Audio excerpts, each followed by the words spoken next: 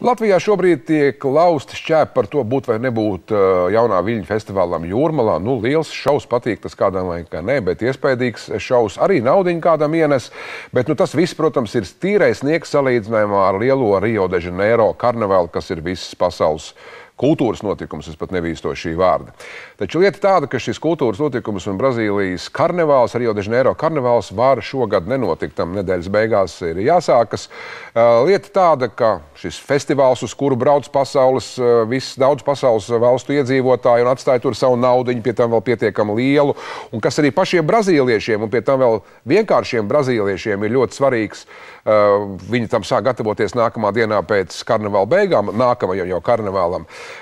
Visa pamatā, kāpēc ir apdraudēti šie svētki, ir tas, ka streiko policija. Brazīlijā kriminogēnā situācija ir diezgan nopietna. Par to tiek lausti dažādi šķēpi tur pie viņiem. Brazīlijā valdība mēģina kaut ko darīt, pagaidām nekas pārāk tur labs nesanāk, un ja reiz nav policijas, nav kārtība policijā pirms Rio de Janeiro karnevāla, protams, ka karnevāls ir zem jautājuma zīmes. Par Brazīļu problēmām nākamajā sižetā.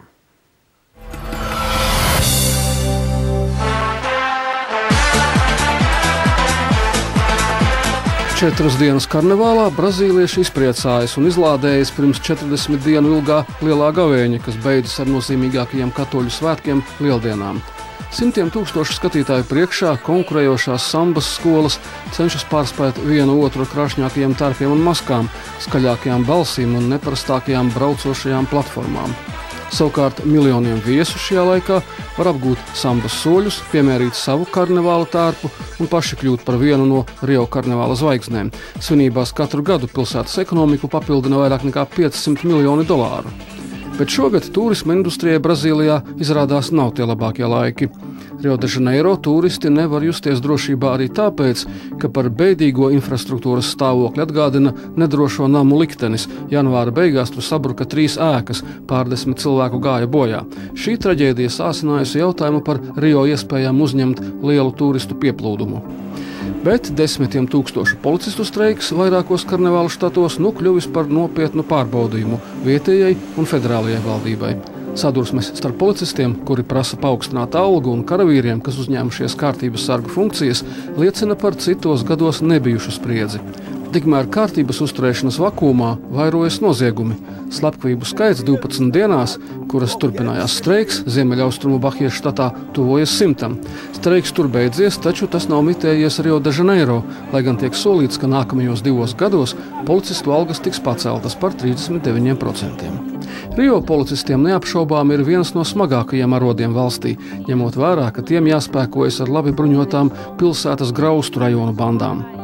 Civilie un militārie policisti un ugunsdzēsēji cer izmantot karnevāla laiku, lai izdarītu spiedienu uz valdību. Pērn karnevāls Rio pulcēja ap 4,5 miljonus cilvēku, toskait 400 tūkstošus ārzemnieku, visvairāk amerikāņu un argentīniešu.